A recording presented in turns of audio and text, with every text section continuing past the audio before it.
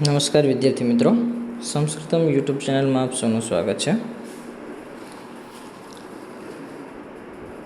આના પહેલાં આપણે સૌએ ચોથા અધ્યાયનું સંપૂર્ણ અધ્યયન કર્યું.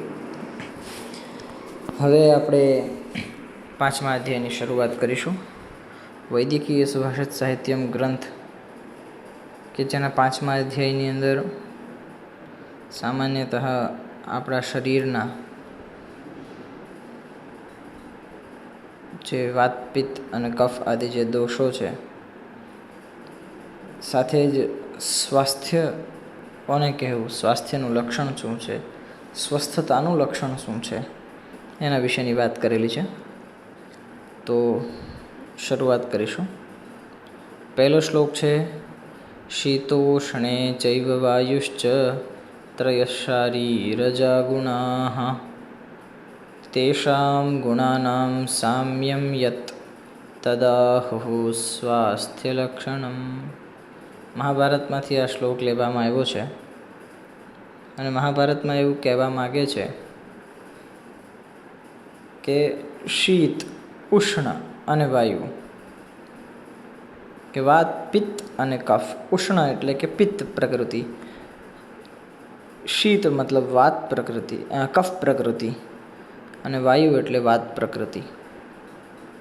તો આ ત્રણે ત્રણ આપણા શરીરના ગુણો છે, અથવા આ જ ત્રણે ત્રણ દોષો કહીએ.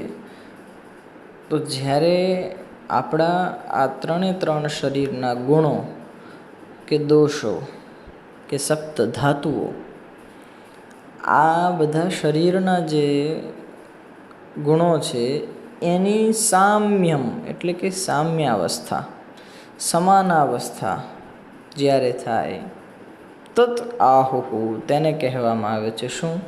સ્વાસ્થ્ય લક્ષણમ. શારીરિક સ્વાસ્થ્યનું લક્ષણ કહેવામાં આવ્યું છે. ભાવાર્થ જોઈએ. વાત, પિત્ત અને કફ આ ત્રણ શરીરના ગુણો, દોષો કે ધાતુઓ છે. આ ત્રણેય ગુણોની સામ્યાવસ્થા અથવા સમાનાવસ્થાને શારીરિક સ્વાસ્થ્ય કહે છે. વિશેષ પદાર્થોક્તિ જોઈએ. શીતોષ્ણે, શીત અને ઉષ્ણ એટલે કફ અને પિત્ત. ચૈવ તથા, વાયુશ્ચ વાયુ, ત્રયઃ આ ત્રણેય, શરીરજા ગુણાઃ એટલે શરીરમાં ઉત્પન્ન થનારા ગુણો કે દોષો છે. આ ત્રણ જ છે. જો એ સમાનાવસ્થામાં છે, પોઝિટિવ છે, આપણા માટે ગુણકારી છે તો એ ગુણ છે, હિતકારી છે તો ગુણ છે, અહિતકારી છે, હાનિકારક છે તો એ દોષ છે. તો એ જ વાત અહીં આગળ કરે છે કે આ શરીરમાં જ ઉત્પન્ન થનારા, શરીરમાં જ રહેનારા, એવું નથી બહારથી અંદર આવે છે, શરીરમાં ને શરીરમાં જ એ ઉત્પન્ન થાય છે. શરીરજા, શરીરે જાયતે ઇતિ શરીરજા. બરાબર, કર્મધારય સમાસ કહો અથવા અવ્યયી ભાવ સમાસ છે. તો શરીરમાં જ ઉત્પન્ન થનારા, એના વિશે આપણે વિશેષ આગળ સમાસમાં ચર્ચા કરીએ. ગુણાહા ગુણો છે, એક વચન નથી, એક નથી, બે નથી, ત્રણ છે, બહુવચનાંત છે. તો એ ગુણાહા, ગુણ શબ્દ અકારાંત પુલ્લિંગ રામ શબ્દની જેમ. તેષામ, યેષામ, તેષામ સર્વનામ શબ્દ. તત, ઓકે. તેષામ તેની સામ્યમ, દ્વિતીય વિભક્તિ, દ્વિતીય એકવચન, સામ્યાવસ્થા. એ સામ્યાવસ્થા, સમાનાવસ્થા ને યત જે છે, સમાનાવસ્થા જે છે, તત તેને આહુહુ કહે છે. શું કહે છે? સ્વાસ્થ્ય લક્ષણમ, શારીરિક સ્વાસ્થ્યનું લક્ષણ કહે છે. સામાન્ય રીતે જોઈએ તો હવે આ શ્લોકની અંદર સંધિના શબ્દો છે, સંધિ વિષયક શબ્દો છે જોઈએ તો પહેલું જ છે વાયુશ્ચ. તો વાયુ ચ વાયુશ્ચ શ્ચુત્વ સંધિ. શકારનો વિસર્ગનો શકાર પ્લસ ચકાર ચ. વિસર્ગની પાછળ ચકાર હોય તો વિસર્ગનો શકાર થઈ જાય અને ચ એવો નિયમ છે. સૌથી પહેલો શબ્દ છે શીતોષ્ણે. શીત પ્લસ ઉષ્ણ. અકાર ઉકાર ઓકાર ગુણસંધિ શીતોષ્ણ. ઓકે, તો એ ગુણસંધિ. અકાર પ્લસ ઉકાર ઇઝ ઇક્વલ ટુ ઓકાર. તો શીત તકારની પાછળ રહેલો અકાર અને ઉષ્ણનો ઉકાર, તો અકાર પ્લસ ઉકાર ઇઝ ઇક્વલ ટુ ઓકાર. ગુણસંધિ અદગુણ એ સૂત્રથી. ત્યાર પછી તદ આહુ તદાહુ. તકારનો દકાર પ્લસ આકાર વર્ણ પરિવર્તન સંધિ. વર્ગસ્ય પ્રથમ વર્ણ તકારસ્ય સ્થાને દકારસ્યાત. બરાબર, વર્ણનો પહેલા જે વર્ગનો પહેલો વર્ણ તકાર છે એ તકારના સ્થાનમાં દકાર થાય. તૃતીય વર્ણ અલગ અલગ છે. તૃતીય વર્ણ થાય તો દકાર થાય. વર્ણ પરિવર્તનમાં પંચમ વર્ણ થાય એટલે નકાર થાય. તો વર્ગ એટલે કયો વર્ગ જોવાનો? તો કે ભાઈ ક વર્ગ, કૂચું ટૂટુપું, ક વર્ગ, ચ વર્ગ, ટ વર્ગ, ત વર્ગ. તો એમાં ત વર્ગ જોઈએ તો ત 1, થ 2, દ 3, ધ 4 અને ન 5. તો જ્યારે અનુનાસિક વર્ણ પરિવર્તન થાય તો તકારના સ્થાનમાં પંચમ વર્ણ નકાર થાય, પરંતુ અહીં આગળ અનુનાસિક પરિવર્તન નથી. એટલા માટે તકારનો દકાર સામાન્ય પરિવર્તન છે, તો એ તૃતીય વર્ણ. હવે અનુનાસિક વર્ણ ક્યારે થાય અને સામાન્ય પરિવર્તન ક્યારે થાય? અનુનાસિક વર્ણ ત્યારે થાય જ્યારે અનુસ્વાર હોય તો અનુસ્વારના બદલામાં અથવા વ્યંજનાદિ અમુક એવી પરિસ્થિતિઓ છે એ સમયે જ થાય. મોટા ભાગે એ પંચમ વર્ણ ઉપયોગમાં થતો નથી. એ વેદોની અંદર લેટ લકારના પ્રયોગમાં એ વેદોની અંદર પ્રયોગ થાય છે, પરંતુ સામાન્ય રીતે અત્યારે સૌથી વધારે તકારનો દકાર જ થાય છે. ઓકે, તો એ તદાહુ તત આહુ તદાહુ. તો આટલા આમાં સામાન્ય સંધિવાચક શબ્દો છે.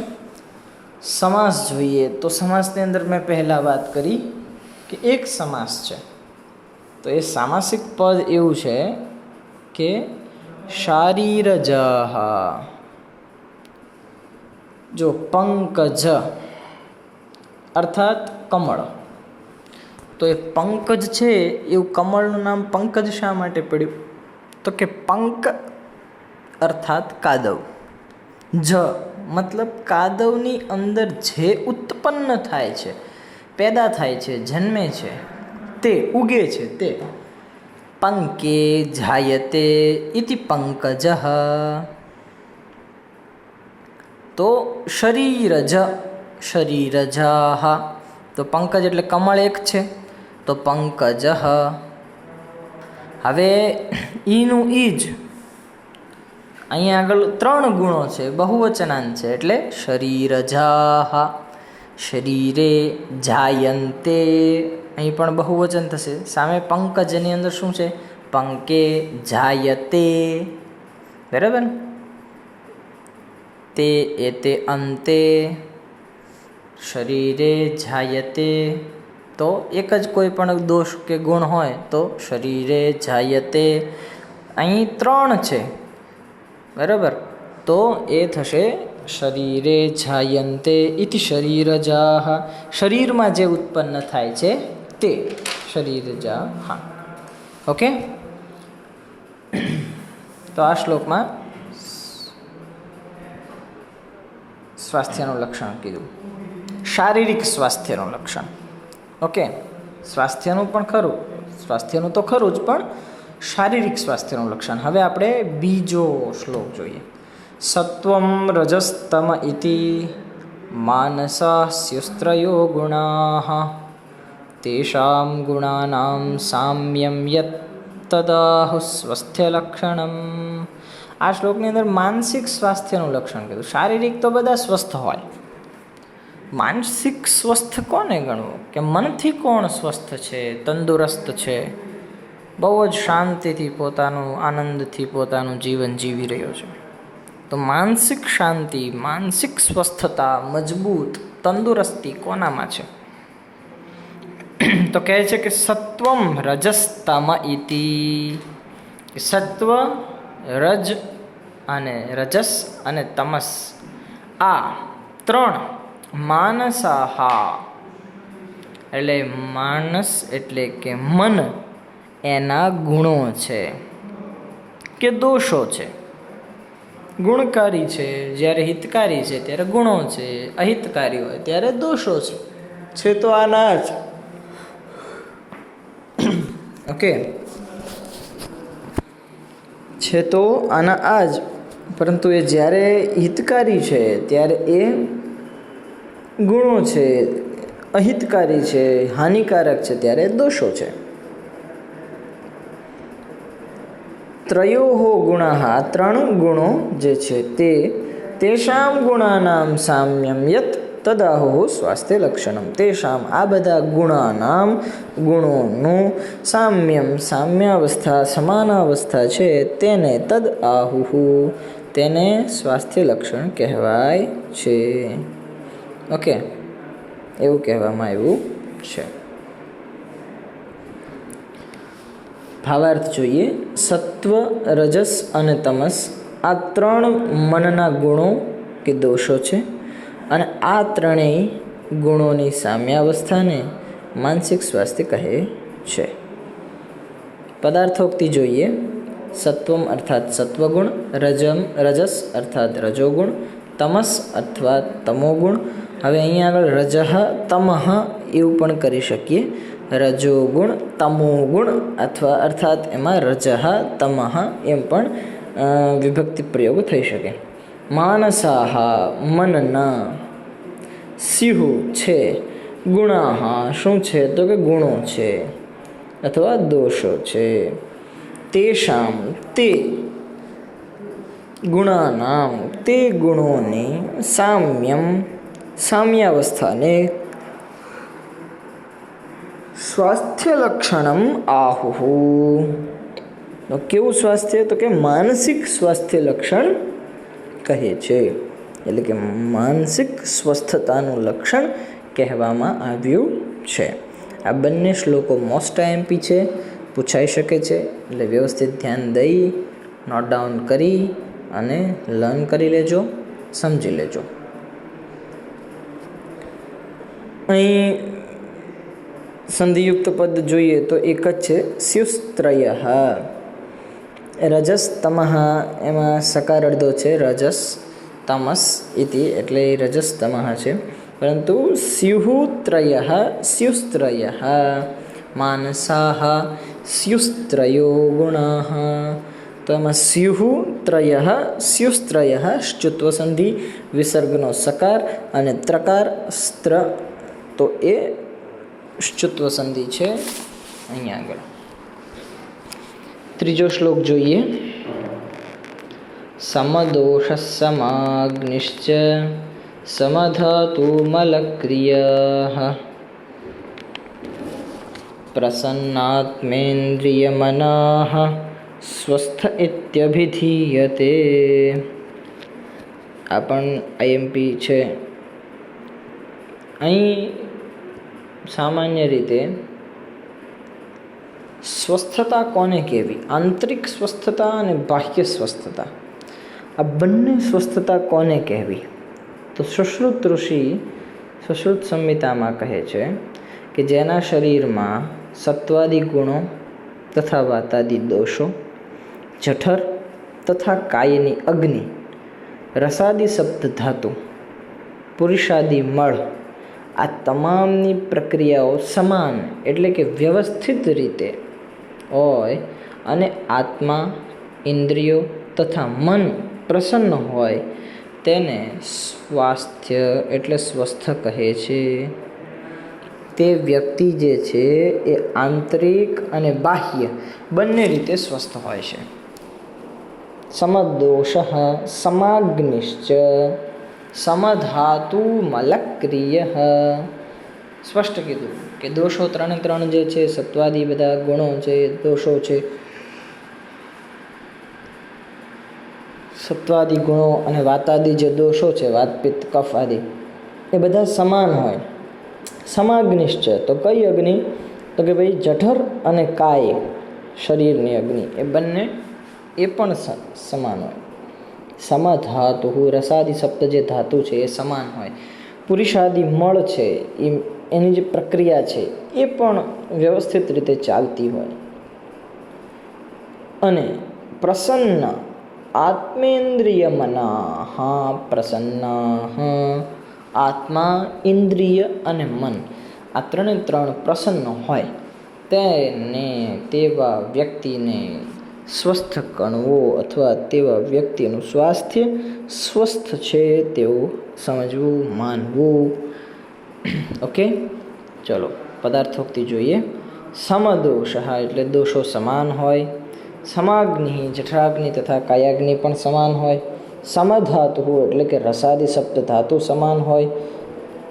મલક્રિયા પુરુષાદી મળની પ્રક્રિયાઓ પણ વ્યવસ્થિત ચાલતી હોય. પ્રસન્ન આત્મા ઇન્દ્રિયાણી મનઃ એટલે કે પહેલાં જે વાત કરીએ એમ કે આત્મા, ઇન્દ્રિય અને મન આ બધા પ્રસન્ન હોય. તેને સ્વસ્થ એટલે કે સ્વસ્થતાનું ઇત્યભિધીયતે એમ કહેવામાં આવે છે, સ્વાસ્થ્યનું લક્ષણ કહેવામાં આવે છે. આ શ્લોકની સંધિ જોઈએ. સમાગ્નિશ્ચ સમાગ્નિશ્ચ સત્વ સંધિ અથવા શ્ચુત્વ સંધિ કહીએ. ઓકે, વિસર્ગનો શકાર પ્લસ ચકારશ્ચ સમાગ્નિશ્ચ. બીજી સંધિ છે પ્રસન્ન આત્મા પ્રસન્નાત્મા, અકાર આકાર આકાર, બરાબર. પ્રસન્ન વૃદ્ધિ સંધિ, બરાબર. 1 + 2 = 3. બટ અહીંયા આગળ શું છે? અકાર પ્લસ આકાર. તો એ આકાર આમ જોવા જઈએ તો સવર્ણ દીર્ઘ સંધિ અને વૃદ્ધિ સંધિમાં થોડો માઇનર ડિફરન્સ છે.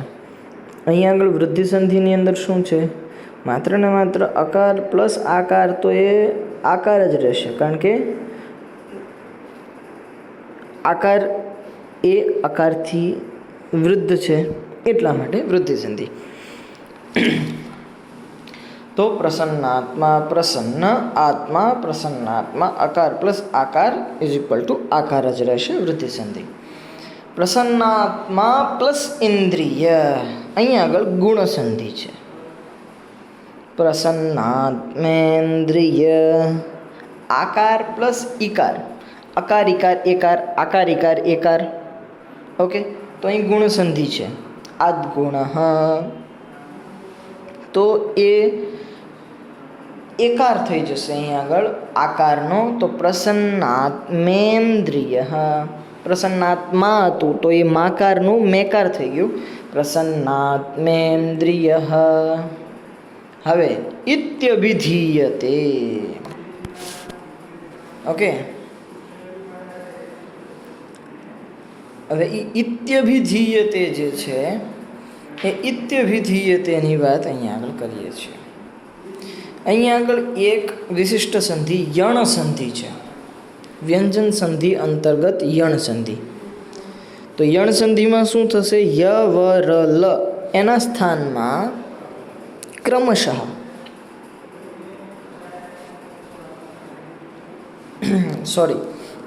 ઈ ઉ રૂલ રૂ એના સ્થાનમાં ક્રમશઃ ય વ ર લ એવો આદેશ થશે. ક્યારે થશે? તો કે ભાઈ અચ પ્રત્યાહાર પરે હોય ત્યારે. તો અચ પ્રત્યાહાર શું છે? અ ઈ ઉ રૂલ રૂક એ ઔચ. અ ઈ ઉ રુલ ઋ, બરાબર. તો એ પરમાં છે, તો જો ઇત્યભિધીયતે એમાં જોઈએ તો ઇતિ પ્લસ અભિધીયતે તો અકાર છે, તો અચમાં અ આવે છે.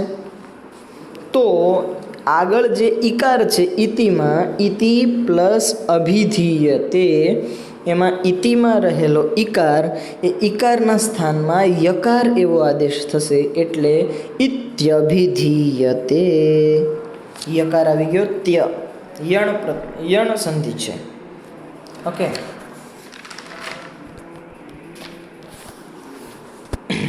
સામાસિક પદ કોઈ છે નહીં. ચોથો શ્લોક જોઈએ આપણે. વિકારો ધાતુ વૈષમ્યમ સામ્યમ પ્રકૃતિરુચ્યતે સુખસંજ્ઞકમ આરોગ્યમ વિકારો દુઃખમેવ ચ. ભાવાર્થ જોઈએ તો શરીરના વાતાદિ દોષોના તથા રસરક્તાદિ ધાતુઓની વિષમતા એ વિકાર છે, અને સામ્યતા એ પ્રકૃતિ અથવા સ્વાસ્થ્ય છે. વૈદિક શાસ્ત્રમાં આરોગ્યને માટે સુખ સંજ્ઞા અને વિકારને માટે દુઃખ સંજ્ઞા વપરાય છે. અર્થાત સામાન્ય રીતે આ શ્લોકમાં એવું કહેવા માગે છે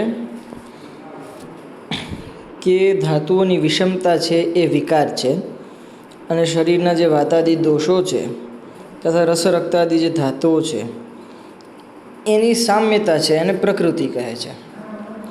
એટલે કે સ્વસ્થતા અને રોગીતા અથવા રોગ, જેને કહીએ કે રોગી અને નિરોગી, તો એમના માટે શાસ્ત્રોમાં વિષમતા માટે વિકાર અને સામ્યતા માટે પ્રકૃતિ એવો શબ્દ કર્યો છે. તો વૈદિક શાસ્ત્રમાં એવું કહે છે કે આરોગ્યને માટે સુખ સંજ્ઞા અને વિકારને માટે દુઃખ સંજ્ઞા વપરાય છે. એટલે સુખ અને દુઃખ કોને કહેવું?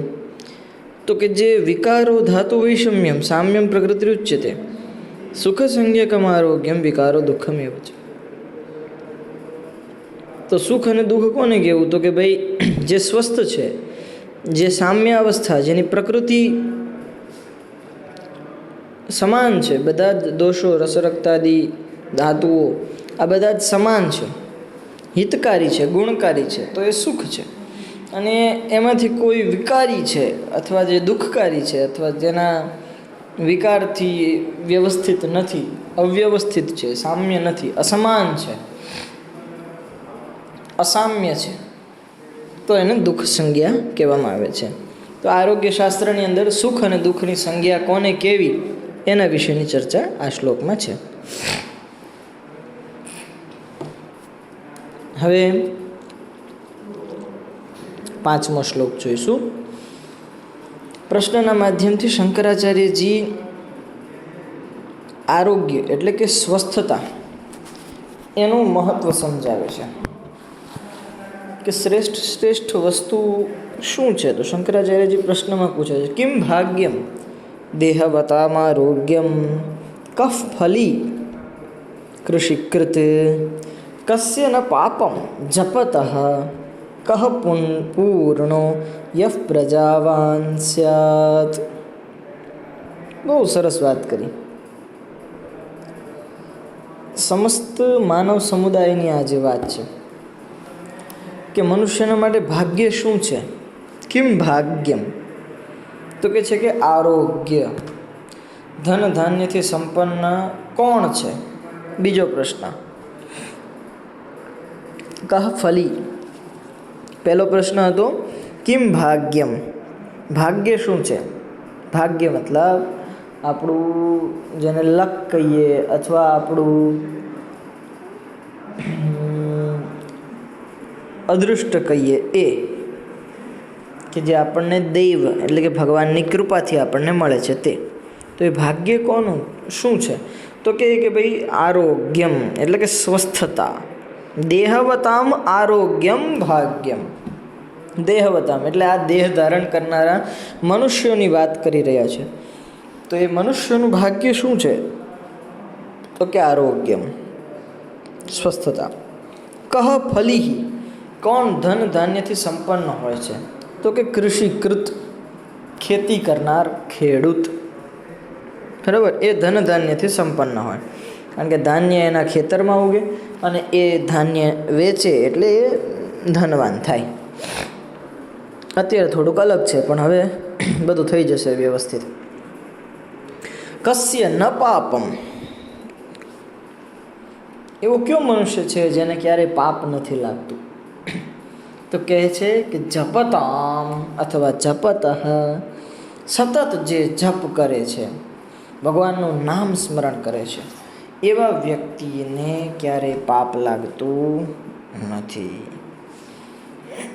કહ પૂર્ણ, કોણ સંપૂર્ણ છે? કોણ એવો મનુષ્ય છે જે પૂર્ણ છે, સંપૂર્ણ છે?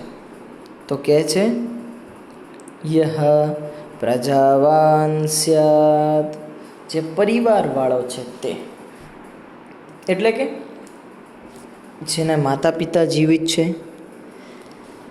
જેના ભાઈ બહેન સાથે રહે છે, જેના લગ્ન થઈ ગયા છે અને જેને સંતાન પણ છે, તો આ બધું જ જેની પાસે છે, સમસ્ત પરિવાર જેનો છે, તે સમસ્ત પરિવારવાળો વ્યક્તિ એ પૂર્ણ છે. આ શ્લોકની અંદર શંકરાચાર્યજી કહે છે. પદાર્થોક્તિ જોઈએ. કિમ ભાગ્યમ, ભાગ્ય શું છે? દેહવતામ, મનુષ્યો માટે ભાગ્ય શું છે? તો કે આરોગ્યમ, આરોગ્યમ સ્વસ્થતા, આરોગ્ય એ ભાગ્ય છે. કહ ફલી, ધનવાનથી ધન ધાન્યથી સંપન્ન કોણ છે? તો કૃષિકૃત એટલે કે ખેતી કરનારો ખેડૂત. કસ્ય ન પાપમ, કોને પાપ લાગતું નથી? તો કે જપત, સતત જપ કરવાવાળાને પાપ લાગતું નથી. કહ પૂર્ણો, કોણ પૂર્ણ છે? યહ પ્રજાવાન, જે પરિવારવાળો છે તે. સંધિ યુક્ત એક પદ છે. દેહવતામ આરોગ્યમ, દેહવતામ આરોગ્યમ, દેહવતામ આરોગ્યમ, સવર્ણ દીર્ઘ સંધિ, આકાર પ્લસ આકાર ઇઝ ઇક્વલ ટુ આકાર. તો દેહવતા એમાં તાકારની પાછળ રહેલો આકાર અને આરોગ્યમનો આકાર, તો આકાર પ્લસ આકાર એટલે કે આરોગ્યમ, સવર્ણ દીર્ઘ સંધિ, દેહવતામ આરોગ્યમ. ઓકે, તો આ પહેલા વિડીયોમાં આપણે એટલા 1 થી 5 શ્લોક લખીએ. આના પછીના વિડીયોમાં 5 થી 10 આગળના શ્લોકો જોઈશું. ધન્યવાદ.